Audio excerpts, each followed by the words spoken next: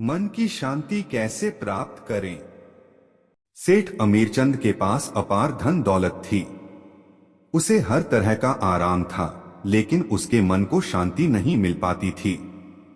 हर पल उसे कोई न कोई चिंता परेशान किए रहती थी।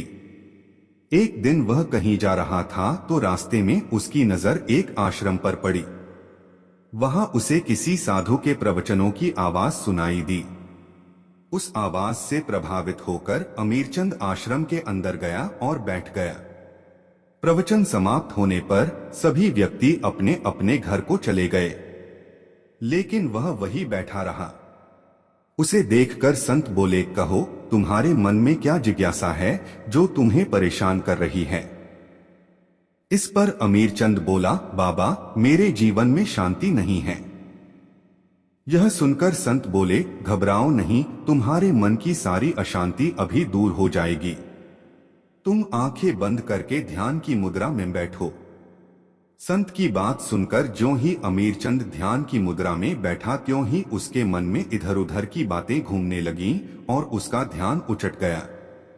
सेठ बोला, चलो जरा आश्रम का एक चक्कर लगाते हैं। इसके बाद वे आश्रम में घूमने लगे।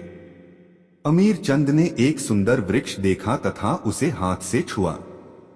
हाथ लगाते ही उसके हाथ में एक कांटा चुभ गया और सेठ बुरी तरह चिल्लाने लगे। यह देखकर संत वापस अपनी कुटिया में आए। कटे हुए हिस्से पर लेप लगाया। कुछ देर बाद वह सेठ से बोले, तुम्हारे हाथ में जरा सा कांटा चुभा तो तुम बेहाल हो गए। सोचो कि जब तुम्हारे अंदर ईर्ष्या, क्रोध व लोभ जैसे बड़े बड़े कांटे छिपे हैं तो तुम्हारा मन भला शांत कैसे हो सकता है। संत की बात से सेठ अमीरचंद को अपनी गलती का एहसास हो गया। वह संतुष्ट होकर वहां से चला गया।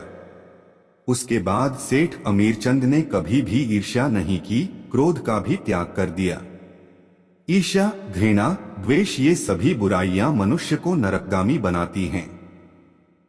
इनसे हमेशा दूर रहें।